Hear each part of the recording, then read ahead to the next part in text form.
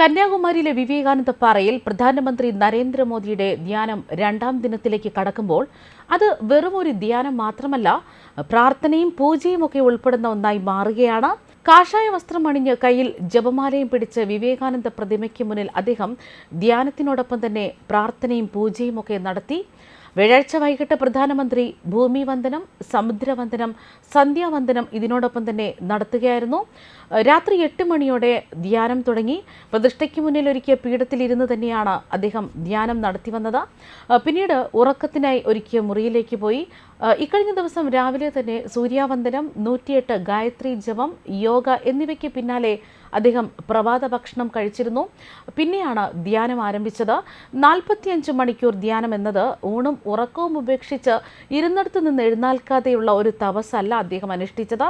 ഈ സമയത്ത് എന്തെങ്കിലും ചെയ്യുന്നുണ്ടെങ്കിൽ അത് ധ്യാനം മാത്രമാണ്. കഴിക്കുന്നത് പഴങ്ങളും വെള്ളങ്ങളും പഞ്ചഗവ്യവും കരിക്കിൻ വെള്ളവും മാത്രമാണ്. അതേസമയം പ്രധാനമന്ത്രി മറ്റൊന്നിലും തന്നെ വ്യാപൃതനാകാതെ തൻ്റെ മനസ്സിനെ ധ്യാനത്തിലൂടെയും ശരീരത്തെ യോഗയിലൂടെയും ഊർജ്ജഭരിതമാക്കുന്ന ഒരു പ്രത്യേകതയും ഈ ധ്യാനത്തിനുണ്ട്.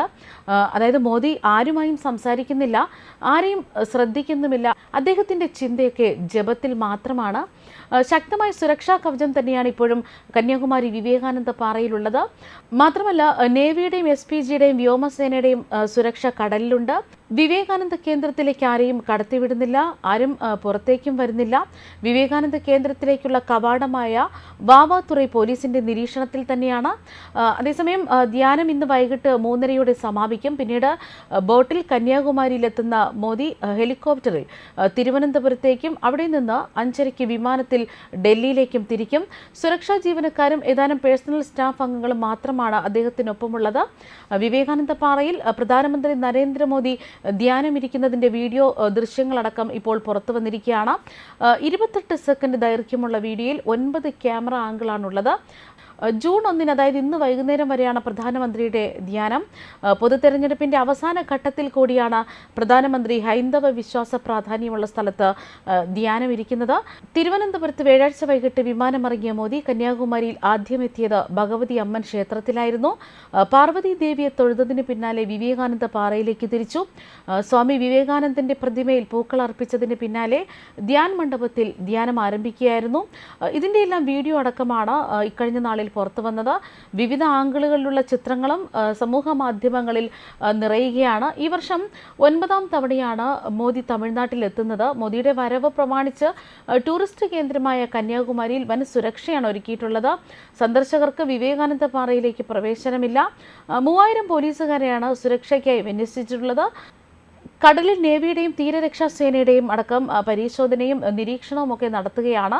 3 ദിവസത്തിന് മത്സ്യബന്ധനത്തിന് പോലും നിരോധനം ഏർപ്പെടുത്തിയിരിക്കുകയാണ്. കന്യാകുമാരിയും പരിസരവും ഒക്കെ വൻ സുരക്ഷയിൽ തന്നെയാണ്. ഹെലികോപ്റ്ററിൽ തമിഴ്നാട് ഗസ്റ്റ് ഹൗസിലെ ഹെലിപ്പാഡിൽ വൈകിട്ട് 5:10 തിരുവനന്തപുരത്ത് നിന്നും പ്രധാനമന്ത്രി എത്തിയത്. ഗസ്റ്റ് ഹൗസിൽ എത്തിയതിന് പിന്നാലെ ദർശനത്തിനായി ഭഗവതി ക്ഷേത്രത്തിലേക്ക് പോവുകയായിരുന്നു. കസവ് നേരിയതണിഞ്ഞ് ഭഗവതിയെ വണങ്ങി പ്രസാദവും ഭഗവതിയുടെ വർണ്ണചിത്രവും ഒക്കെ സ്വീകരിച്ചു.